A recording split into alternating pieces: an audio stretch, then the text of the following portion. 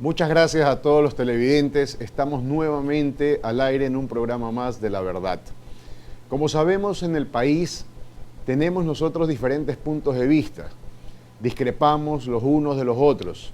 Y siempre la solución de conflictos o la remediación de conflictos obedece a un sistema mediante el cual un juez probo, un juez honesto, nos dice quién tiene la razón, quién no. Se le da a una parte o a otra parte dependiendo las pruebas, dependiendo el análisis que hace de lo sucedido. Sin embargo, tenemos nosotros casos terribles, casos emblemáticos y de trascendencia nacional, donde justamente los llamados a hacer justicia han actuado no en derecho, sino por presiones o persecuciones políticas. Entonces, si entendemos que lo único que nos permite vivir en sociedad es la ley, es el sistema de justicia, es lo que hace que no nos matemos los unos a los otros, ¿qué pasa cuando empezamos a dejar de confiar en este sistema de justicia? Para aquello tenemos dos invitados de lujo, invitados que luego de tener una vida pública, una trayectoria pública y notoria, su vida cambió. Como sabemos, en un momento, en una fracción de segundo, nuestras vidas cambian y las vidas de ellas cambiaron. Cambiaron abismalmente, de ser personas connotadas, de ser personas respetadas, de ser personas que han liderado movimientos políticos y han hecho por sus sociedades, terminaron huidos, perseguidos, intentaron hasta acabar con la vida de ambos. Y luego de esto viene un juez, o supuestamente un sistema de justicia, y dice: no, señores, ustedes no han sido culpables. No, señores, ustedes nunca debieron haber estado detenidos. A ustedes les cometió el Estado un atropello. ¿Qué se siente entonces? ¿Qué pensar entonces cuando el Estado ecuatoriano, cuando el sistema de justicia no funciona? Los invitados son el señor Galo Lara y el señor Fernando Balda, quienes no necesitan presentación, quienes su solo nombre habla por ellos mismos. Y mi pregunta, Galo, es: no ha pasado nada, aquí no sucedió nada, te quisieron arruinar la vida a ti y a los tuyos y te dicen: disculpe, estamos equivocados, siga su vida normal. ¿Así es o qué? ¿O nos puedes contar tu experiencia? Bueno, muchas gracias. Primero, gracias por la invitación, Daniel. Solo la verdad es la que te permite obtener la justicia. Y es esa verdad la que usted nos invita a dialogar en su programa. Pero luego de que pasa usted una inhumana y cruel persecución, un desprestigio ante la sociedad, en donde existen costos familiares y humanos, de vidas humanas, luego aparecen tres jueces, el juez Guillén, el juez Rojas y la juez Caicedo, y comprueban que habíamos sido sentenciados sin nexo causal y en base a presunciones basadas en otras presunciones. Sin embargo, el Ecuador busca la verdad en cada uno de los días que amanece. Cada vez que sale el sol, tenemos una nueva esperanza para que esto cambie.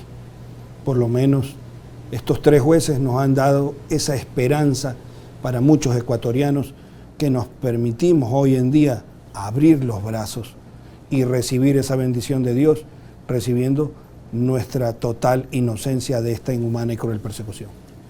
Galo, las cosas se tienen que decir con nombre y apellido. Yo no soy de las personas que aquí digo que hay imparcialidad. No, las cosas como son. Y dentro de las cosas como son, a ti te persiguió Rafael Correa. Bueno, todos lo sabemos, así que eso es totalmente... ¿Qué sientes cuando ahora el presidente de la República te recibe y te dice: se hizo justicia en tu caso? Bueno, lo más duro para mí fue haber estado en ese mismo despacho cuando recibimos ese acto de desagravio del actual presidente y estar en ese mismo lugar en donde antes una organización criminal desde ahí ordenaba persecuciones, montajes a políticos que no compartíamos su forma de proceder. Un hombre que declaraba emergencias para hacer de esas emergencias un negocio.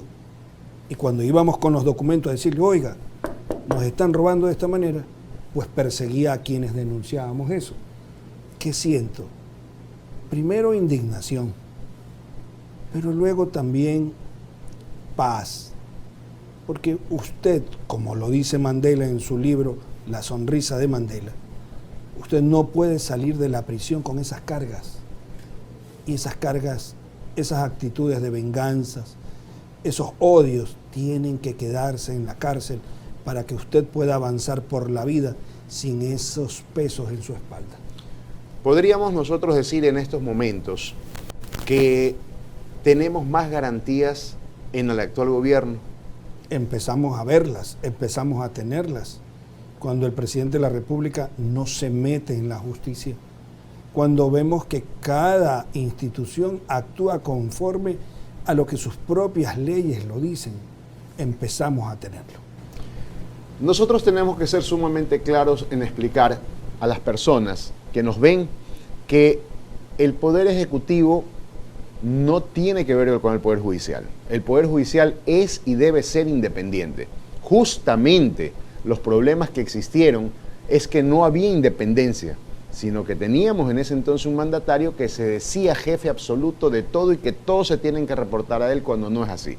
El principio, para que ustedes lo entiendan, es justamente esta división de poderes, que el Congreso, el Senado, la Asamblea tenga la capacidad de fiscalizar los funcionarios del Ejecutivo, que el Ejecutivo, efectivamente, como su nombre lo dice, es el encargado el ejecútese de todo un plan de gobierno, y la función judicial quien vela y ve por el sistema jurídico, el sistema judicial del país.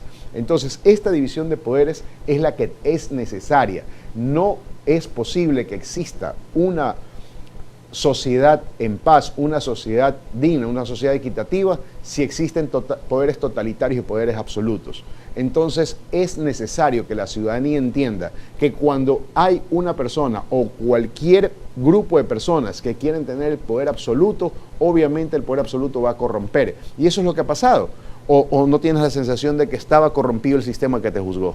Bueno, cuando existió este sistema de justicia correísta, incluso quienes lo dirigían se reunían en Carondelet para ya no hablarlo por teléfono las órdenes de persecución.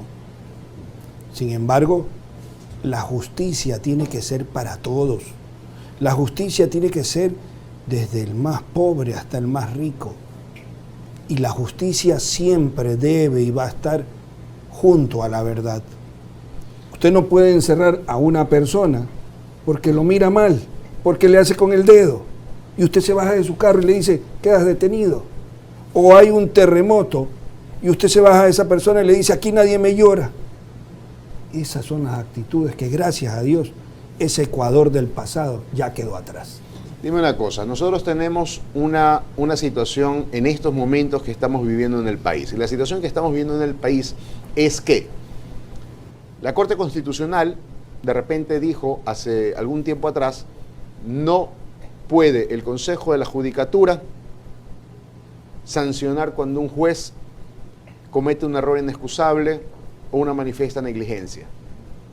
Hace poco, hace unas semanas, en cambio sacó una nueva resolución diciendo la presidenta del Consejo, en ese entonces presidente del Consejo de la Judicatura, no puede sancionar tampoco cuando ve que alguien, que una autoridad, un juez, un fiscal, un funcionario judicial ha cometido una irregularidad, no puede hacerlo, tiene que llamar a un consenso general de todos los vocales y entre todos llegar a una votación, y con esa votación, ¿no te parece eso demasiado burocrático? ¿Cómo ves el actuar de la Corte Constitucional ante estos temas? Bueno, las fuerzas políticas están involucradas en eso, cuando buscan la impunidad de esas sanciones. El Ecuador necesita justicia, no más impunidad. ¿Tú crees que es necesario que haya un ente regulador que controle externamente este tipo de fallos? Porque si no se controla este tipo de fallos, la Corte Constitucional dice, ellos mismos tienen que sancionarse entre ellos, los propios jueces, entre los propios jueces deben ponerse la sanción. ¿Te parece eso viable? ¿Te parece eso lógico? Bueno, mientras exista un ente que regule, siempre va a ser mejor. Y eso es lo que debe haber sucedido. Y las fuerzas políticas no quisieron eso. Nosotros estamos en estos momentos en un limbo judicial creado por la Corte Constitucional. Lo digo como abogado, lo digo como jurista, lo digo como estudioso del derecho. Ellos han dispuesto que efectivamente los jueces se controlen entre sí y que entre ellos se sancionen. Y a mi criterio eso no va a pasar jamás. Pero nosotros estamos llamados en estos momentos a hacer lo que decimos en este programa. No de boca mía, no de inventos míos, sino de testimonios de personas que vivieron. Son testimonios de la verdad. Vamos a un comercial y regresamos con el señor Fernando Balda. Esta es la puerta que se te abrió para encontrar la solución a tus problemas legales. Celebramos tus victorias, enfrentamos tus batallas y ganamos tu confianza. Decidimos protegerte sin importar el reto. Nuestro compromiso día a día es defender tu tranquilidad. Nosotros seguiremos aquí, al pendiente de ti, brindándote la paz del problema resuelto y la confianza de un equipo capacitado que te acompaña. Aquí seguiremos para que tu única preocupación sea disfrutar de los momentos especiales. Porque de los problemas nos encargamos nosotros. Ecuador Consulting Group. Fernando Balda fue secuestrado en Colombia y está vivo gracias a Dios, que hizo que un taxista en ese momento vea el secuestro y dañe los planes de un grupo de personas que pagaron para que sea secuestrado y asesinado. Hoy por hoy, la justicia en Colombia ha dictado unos fallos, la justicia en Ecuador ha dictado unos fallos, y mi pregunta es, Fernando, actualmente, ¿hay seguridad jurídica en el país? Antes de hablar de lo anterior, ahorita, ¿sientes en estos momentos que hay seguridad jurídica en el país o no? Daniel, muchas gracias por esta invitación. Bueno, justicia es dar a cada quien lo que corresponde. Y aquello tiene que ser indistinto del vaivén político o de quien se encuentre en el poder. Lamentablemente, hace muchos años, los fallos judiciales parecieran siempre estar orientados para complacer a quienes se encuentran en el poder. Y eso hay que reconocerlo, Daniel, no ha cambiado hasta el día de hoy. ¿Tú qué le dirías? Porque tienes muchos detractores, tienes gente que te admira, gente que te aprecia y mucha gente afín al antiguo gobierno, ¿no?, que te detesta y que dice que lo tuyo es falso, que nunca te secuestraron y que todo es un show. ¿Qué les dirías? Bueno, mucha gente nos va a amar por lo que somos y asimismo otra gente nos va a odiar por eso mismo. Yo a esa gente, ¿qué es lo que le digo? Que Fernando Balda no es tan poderoso para manejar la justicia de 3 países. En Colombia hay 5 sentenciados confesos que confesaron su participación en mi secuestro y que ya aguardaron prisión. En Ecuador hay 3 sentenciados confesos, 2 agentes de inteligencia e incluso el mismo Pablo Romero, secretario nacional de inteligencia, confesó que es culpable de mi secuestro. Y tenemos que la Corte Nacional de Justicia, Interpol capturó a Pablo Romero y la Corte Nacional lo extraditó. Es decir, la justicia de 3 países nos ha dado la razón y además en Ecuador la Corte Nacional de Justicia emitió una boleta de captura en contra del expresidente Rafael Correa, quien se encuentra señalado como el responsable intelectual de mi secuestro. Un caso que la Fiscalía General del Estado en su momento, Daniel, señaló como un crimen de lesa humanidad. Y ahí quiero acotar algo, nada más. Cuando iniciábamos este programa, tú le preguntabas a Galo que si esto quedó ahí nomás, que si hubo reparación. Y mira, en el caso de nosotros, la Corte nos pidió, una vez que se demostró que yo había sido secuestrado por el gobierno de Rafael Correa, con órdenes del expresidente y con los servicios de inteligencia, el tribunal me preguntó, señor Balda, por este daño que le ha causado el gobierno y el Estado, ¿qué pide usted de reparación económica? Y en ese momento no hubo que tomar una decisión, era algo que ya lo teníamos claro. Y nosotros dijimos con mi defensa que sí, queríamos una reparación económica y era de $1, ¿no? Como los sentenciados eran 2 agentes de inteligencia, quisimos que pague 50 centavos el uno y 50 centavos el otro. ¿Para qué? No entiendo. ¿Por qué eso? Tal vez si decíamos nada, eso no hubiera generado un titular como nosotros queríamos, porque lo que queríamos era darle un mensaje al país. Esto no lo hacemos por dinero, sino por justicia, y para que estos hechos tan bárbaros no se repitan contra ningún ecuatoriano. Una pregunta, Fernando. ¿Hubo un cheque comprobado o no de fondos del Estado ecuatoriano que se usaron para tu secuestro? No solo uno, hubieron varios cheques, también hubieron viáticos que el expresidente Correa autoriza para que los firme su propia secretaria, María Luisa Donoso, y con esos viáticos viajan los agentes de inteligencia a Colombia a darme el seguimiento, y posteriormente, ya cuando fueron llamados a juicio, estos agentes confesaron, sí, efectivamente, el presidente nos dio la orden directa. ¿Y cuál fue uno de ellos? Fue el propio ex edecán del presidente Correa, ex director de la SENAÍN y famoso por ser el brazo derecho de Correa en materia de inteligencia, Romy Vallejo. En estos momentos, tu esposa, tus hijos, que ya te tienen nuevamente acá, ya te sacaron de la cárcel, ¿qué sensación te queda? ¿Cuál es tu visión en estos momentos? ¿Caminas seguro por las calles? ¿Caminas con temor? ¿Tienes miedo a la represión de este grupo que sigue siendo fuerte políticamente? ¿Cómo es tu vida después de un intento de asesinato, de un intento de secuestro y de la cárcel? Bueno, el 13 de agosto del año 2012 yo volví a nacer. Yo iba escuchando a los secuestradores que hablaban con otras personas y tenía claro que me iban a asesinar. Cuando fui rescatado, pues a partir de ese momento lo que he tratado es de que esta nueva oportunidad que tengo de vivir valga la pena, y nos hemos dedicado a seguir en el activismo. Cuando yo regreso al Ecuador, Rafael Correa seguía en la presidencia de la República y seguimos enfrentando a todo aquello que considerábamos este gobierno hacía mal cuando se extralimitaba en ejercer la presión o la opresión en contra de opositores, cuando se violaban derechos humanos y cuando se cometía corrupción, hasta el día de hoy. Pero lo más importante, Daniel, fue que en un momento me di cuenta de que en mi caso no iba a servir solamente, o sea, la abundante prueba no iba a servir solamente para encontrar justicia para mí o para mi familia, por lo que me había sucedido. Me di cuenta que esa misma búsqueda de justicia nos iba a llevar a cambiar la historia del Ecuador, a trazar una línea entre antes y después del secuestro de Fernando Balda. ¿Y cuál es el después?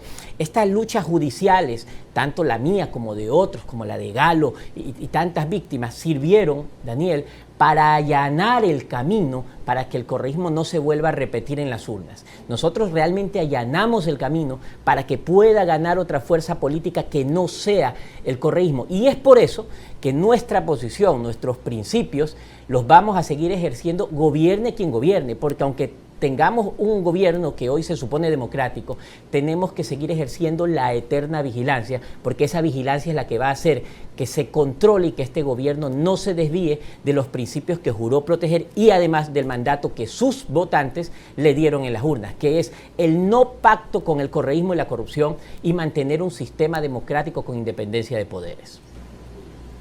La gente no cree en los políticos.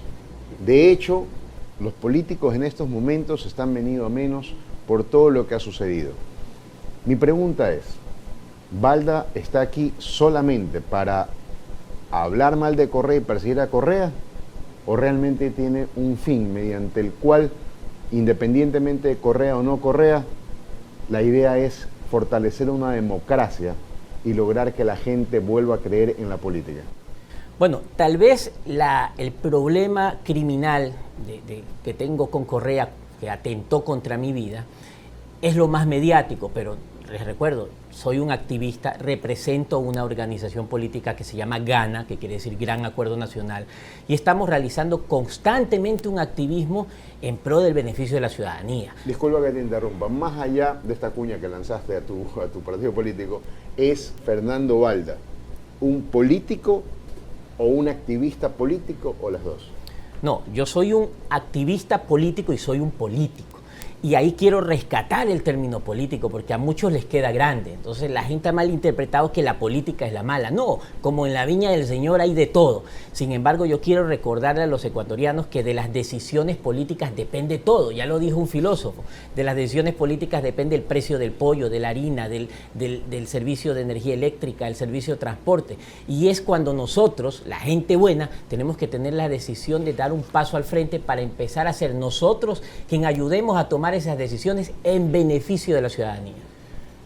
Nosotros vamos a ser sumamente claros. Este programa no apoya ningún movimiento político, ni a favor ni en contra, pero las cosas son como son. Nosotros tenemos que estar informados. Este programa es la verdad. Yo necesito que la ciudadanía tome su mejor decisión. Necesito que la ciudadanía se entere qué pasó con el caso de Balda, qué pasó con el caso de Galo Lara, para que no escuchen de terceras y cuartas personas rumores. El programa La Verdad está hecho justamente para eso, para desmentir cadenas, desmentir memes, desmentir historietas y todo lo que se dice en las redes sociales, que hoy por hoy, pues, el que tenga un celular puede subir cualquier cosa. La intención del programa es eso, llamar a una conciencia a la ciudadanía, que la ciudadanía haga su propio juicio de valor y que no den pensando otras personas por ellos. Tomen ustedes la mejor decisión. Al regresar del corte comercial, hablaremos específicamente de cómo la seguridad jurídica radica en estos momentos en las sentencias que se han dictado y que están por venir. Tomen luego ustedes la decisión después de escuchar La Verdad.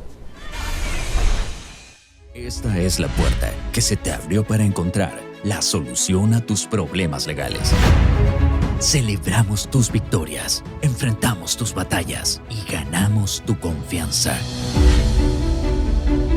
Decidimos protegerte sin importar el reto. Nuestro compromiso día a día es defender tu tranquilidad. Nosotros seguiremos aquí, al pendiente de ti, brindándote la paz del problema resuelto y la confianza de un equipo capacitado que te acompaña. Aquí seguiremos para que tu única preocupación sea disfrutar de los momentos especiales. Porque de los problemas nos encargamos nosotros. Ecuador Consulting Group.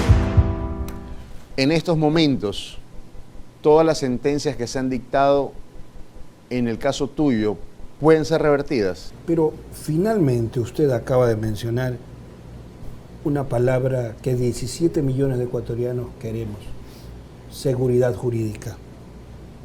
Y seguridad jurídica es algo que significa que dignifiques la comida de un preso, que dignifiques la medicina de un preso, que dignifiques con esa seguridad jurídica a ese agricultor, a ese campesino, que le devuelvas su tenencia de arma, que vuelva al país a pedírsele a todo extranjero que venga el pasado judicial. No se puede seguir enfrentando una inseguridad jurídica cuando tenemos abiertas las fronteras, cuando nuestros agricultores, las compañías de seguridad, las empresas de seguridad no pueden portar armas. ¿Por qué no decirlo? Que vuelva a la base FOL de Manta. Cosas como esas son las que el Ecuador profundo anhela y necesita. Fernando, hablando de seguridad jurídica y de sentencias dictadas, ¿Rafael Correa puede regresar al país? Imposible. El expresidente Correa, bueno, puede, si él lo quisiera, puede regresar al Ecuador, pero si dentro del contexto de la pregunta es ¿puede regresar y estar libre y campante? No. Él, si regresa al país, inmediatamente al entrar por nuestra frontera será detenido y trasladado a una cárcel para que cumpla con 2 órdenes de prisión. La una por el caso de mi secuestro, para que sea juzgado y procesado en un juicio que está pendiente en contra de él, y la otra para cumplir una sentencia de 8 años de prisión que ya pesa sobre él por el delito de cohecho, en el famoso caso que se conoció como el caso Sobornos, como el caso Sobornos. Es decir, está sentenciado por ladrón. Hay expresidentes que vinieron, dieron la cara y se fueron a la cárcel. Lucio Gutiérrez, Alarcón, y ellos decidieron pisar la cárcel y no se murieron, no los mataron, cumplieron su sentencia. ¿Qué le dices a los seguidores de Rafael Correa que dicen que Correa está bien extranjero porque si viene aquí lo meten en la cárcel? Yo creo que Correa mismo en su momento había criticado a estos expresidentes. Sin embargo, estos expresidentes al poco volvieron, dieron la cara y se entregaron a la justicia. Y claro, también tenían Corte Nacional de Justicia en contra, Corte Constitucional, gobierno en contra, etcétera. Yo creo que hay dos razones. Tal vez ellos no tenían nada que temer, o tal vez sí eran más valientes que Rafael Correa. El porte de armas que tú mencionaste, Galo, ¿no te parecería una medida desacertada? Quiero tu opinión real en el sentido de que cualquier persona ahora va a tener un arma, porque en estos momentos los únicos que tienen permiso de portar armas son los delincuentes. Si tú te calificas como delincuente, puedes portar arma, puedes hacer lo que te da la gana, la policía no te puede hacer nada, la policía no te puede tocar, si te toca se va preso el policía. Entonces, se podría decir que los delincuentes tienen una patente de corso para poder usar armas y hacer lo que le da la gana.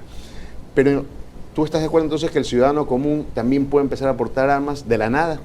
Mire, cuando un delincuente sepa que en ese domicilio hay un arma para defenderse, va a pensarlo 5 veces antes de entrar a ese domicilio. Y no solamente hay que devolver el porte y la tenencia de armas, hay que derogar la tabla de consumo de drogas, que desde ese momento en que fue publicada, se triplicaron los presos en la cárcel. Señor presidente Guillermo Lasso, le pido, derogue la tabla de consumo de drogas que hizo el hacinamiento que usted está viviendo ahora en las cárceles del Ecuador. La matanza en las cárceles, Fernando, ¿a qué se debe? Yo creo que es un tema que responde estrictamente a una pugna entre bandas criminales que se disputan territorio tanto del microtráfico como también del tráfico internacional. En algún momento alguien quiso decir que esto tenía detrás un trasfondo político, que alguien movía los hilos para desestabilizar el país, pero no hay que caer definitivamente en ese tipo de ilusadas. Lo que ocurre en este momento, ese es uno de los síntomas de la grave situación de inseguridad que vive la nación. ¿Tú crees que la policía se siente segura de proceder contra un delincuente con todo lo que está pasando en nuestro país? Lo que sucede es que no hay un plan integral para combatir la delincuencia. No hay que tener simplemente acciones represivas o disuasivas, se necesita un plan integral. Y eso va más allá de comprar más patrulleros, más armas, más armamentos, de aumentar los policías. Y yo creo que el presidente Lasso, que en este momento es quien dirige el país, tiene la responsabilidad de buscar los mejores aliados, tanto dentro del país como a nivel internacional, que tengan mucha experiencia en combate de una delincuencia originada por el narcotráfico a gran escala y por el microtráfico. Y no hay que ir muy lejos. Tenemos a nuestro vecino Colombia, que son buenos amigos políticos también, y creo que es la primera fuente a la que debería recurrir el presidente. Vamos nosotros a concluir con lo siguiente. Los testimonios de Galo Lara y de Fernando Balda van a ser evaluados por ustedes. Ustedes han escuchado de boca de ellos qué es lo que ha pasado. Ustedes han escuchado de boca de ellos la verdad. Sobre el tema seguridad jurídica, quiero que entiendan todos los ciudadanos que la seguridad jurídica se transforma en bienestar. Cuando usted diga, ¿por qué me pasa esto? ¿Por qué este problema lamentablemente está pasando en mi barrio? ¿Por qué hay la delincuencia? ¿Por qué hay precios altos? ¿Por qué no hay reglas claras? Es por eso, por la falta de seguridad jurídica. La seguridad jurídica lo es todo. Sin seguridad jurídica, la sociedad no funciona. Hagamos un análisis, veamos puertas adentro, sin fanatismos, sin estar parcializados hacia una posición u otra. Veamos las cosas realmente como son y lo único que tenemos que analizar es eso, que las reglas las cumplan todos y que no haya jamás y que no vuelva a existir jamás un poder absoluto que quiera controlar absolutamente todo para que no se corrompa. Esta ha sido la verdad. Usted saque sus propias conclusiones. Solo la verdad.